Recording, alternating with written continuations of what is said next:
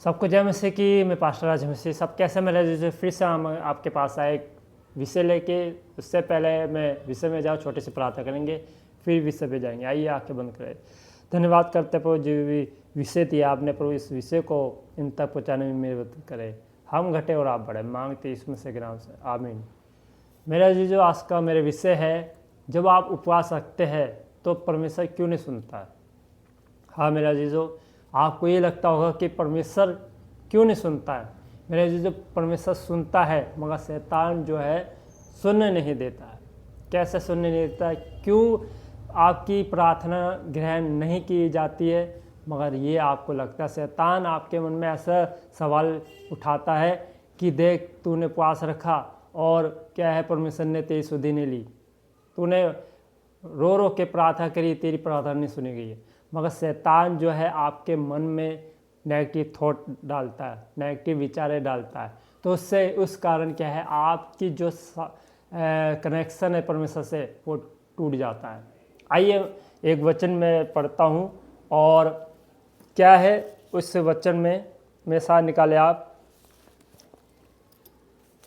योएल नबी की किताब 2 बाब उसकी 12वीं आयत में क्या लिखा है? तो भी यहोवा की ये वाणी है, अभी भी सुनो, उपवास के साथ रोते पीटते अपने पूरे मन से फिरकर मेरे पास आओ। क्या लिखा है? तो भी यहोवा की ये वाणी है, अभी भी सुनो, उपवास के साथ रोते पीटते अपने पूरे मन से फिरकर मेरे पास आओ। मेरे जीजो, अगर आप तौबा कर रहे हो, अगर आपसे कोई गलती या गुनाह हो गए हैं, तो पश्चाताप करें, गलती एक्सेप्ट करें, माने कि प्रभु जो भी मुझसे गलती हो गई है तो मुझे क्षमा करे। तो क्या लिखा है? तो भी यहोवा की वाणी है, अभी भी सुनो, उपवास के साथ रोते पीटते अपने पूरे मन से फिर कर मेरे पास आओ।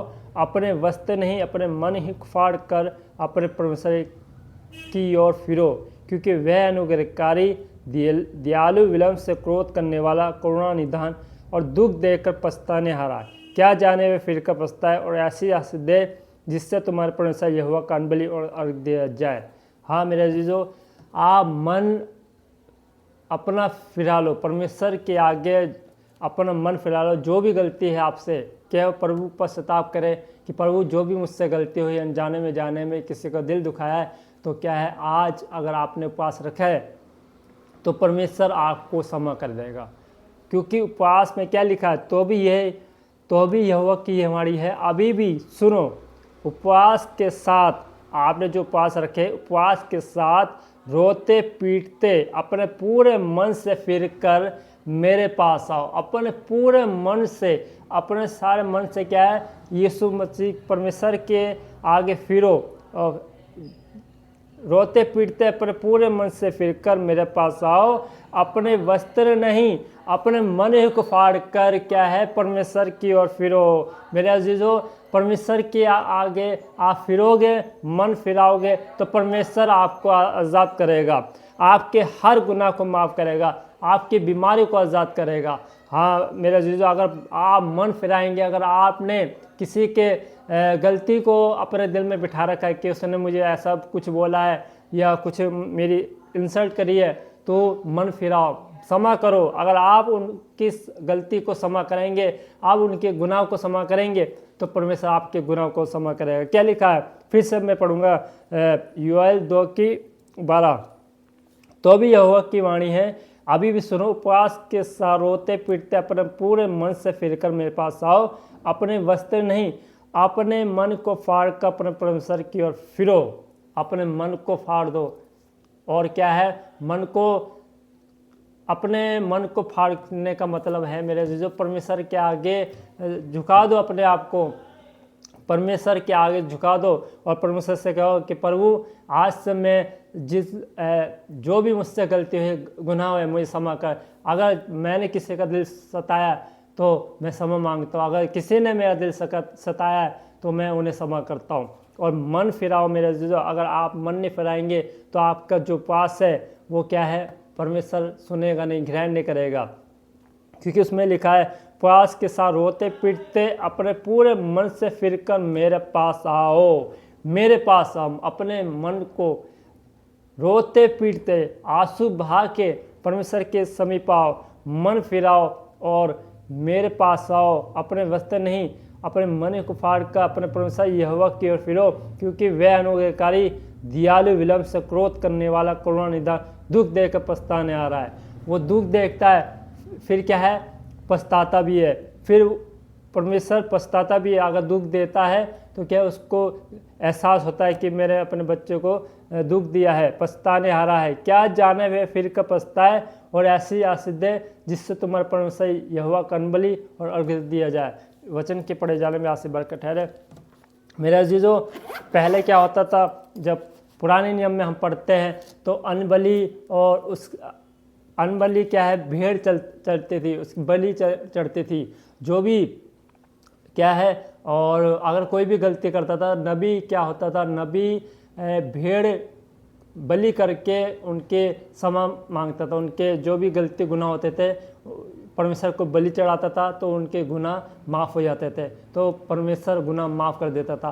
पहले पुराने नियम में ऐसा होता था कि बलि चढ़ती थी। अब क्या है, जब से यीशु मसीह क्रूस पे चढ़े और हमारे लिए बलिदान दिया है तो क्या है, परमेश्वर ने क्षमा कर दिया।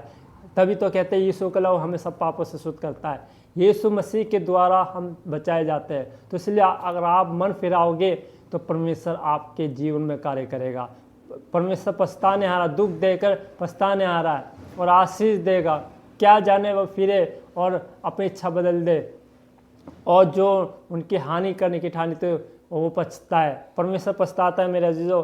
परमेश्वर दुख देख के फिर पछताता है, मैंने अपने बच्चों को ज़्यादा दुख दे दिया।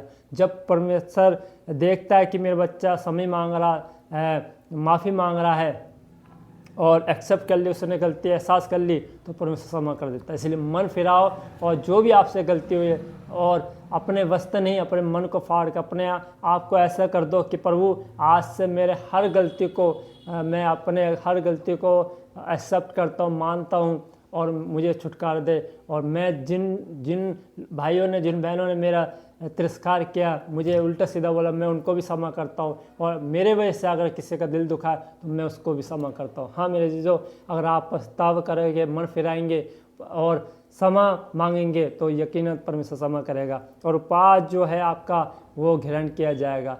और शैतान कभी कभी आपके मन में ये डालता है, देख तूने उपवास रखा, देख तेरे मुँह से कुछ उल्टा निकल गया।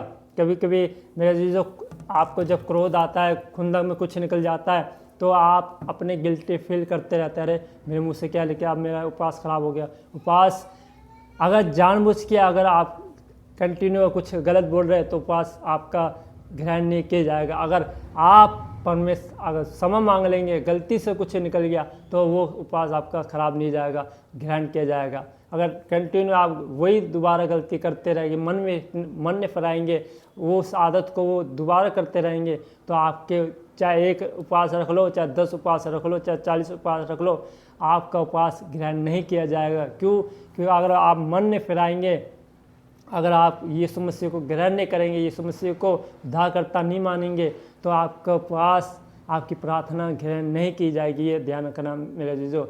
अगर आपने पछतावा कर लिया कि आज से मैं उस आदत को छोड़ता हूँ, आज से उस गलती को छोड़ता त्यागता हूँ, आज के बाद मैं कोई गलती नहीं करूँगा, तो यकीनन परमेश्वर आपके साथ है। आइए मैं आपके लिए प्रार्थना करता हूँ।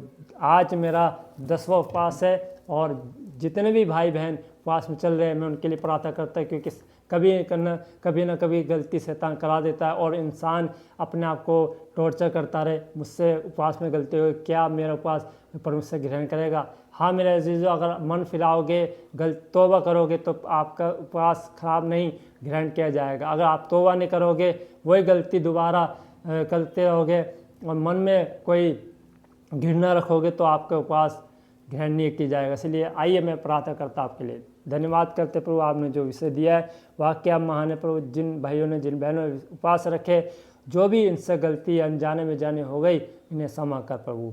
और प्रभु जितने भी भाई बहन तेरे दास के लिए प्रार्थना कर रहे प्रभु, जो मैं 40 उपवास में चल रहा हूँ प्रभु, और जितने भी प्रार्थना कर रहे हैं, उपवास में चल रहे हैं, इनका भी उपवास ग्रहण करें। हम घटे और आप बढ़े, मांगते यीशु मसीह के नाम से, आमीन। God bless you. खुदा आपको आशीष बरकत दे।